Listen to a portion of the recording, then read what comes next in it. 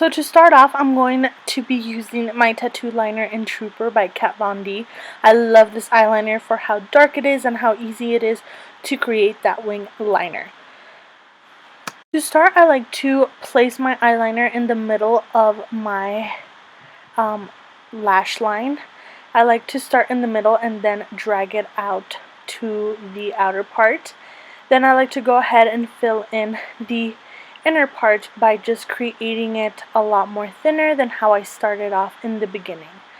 Don't be too anal about having it perfect at the beginning, because we will go back and fix any problems that we have, but I just want to get the baseline.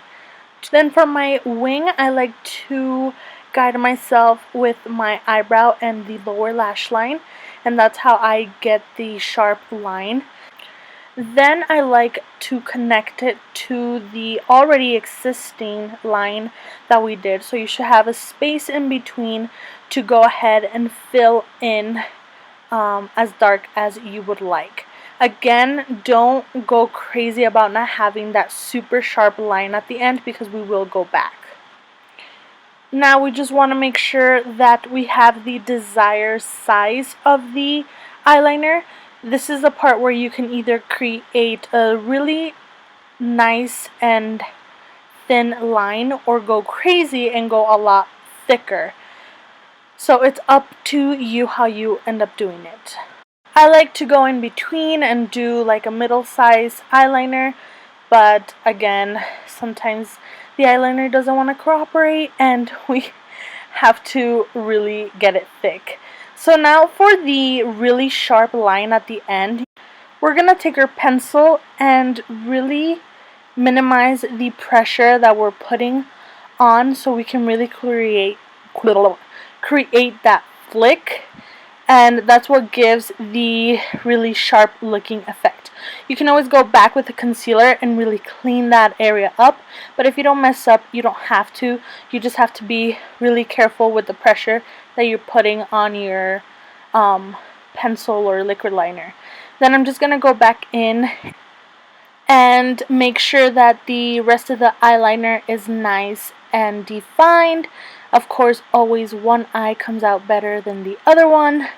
But as you guys can see, I'm just going to go back in and make sure that everything is nice and sharp. I like to sometimes go in my inner corner and create like a cat eye looking wing in the inner corner. But you don't have to. I don't always do this. Just if you want a more defined eye, you can always do that. And as you guys can see, this eye turned out a lot better than my other one. And it happens, guys. It happens. We just have to move on and deal with it, because if we keep on going, it's just gonna become a disaster. Trust me, I've done it before and it's not cute.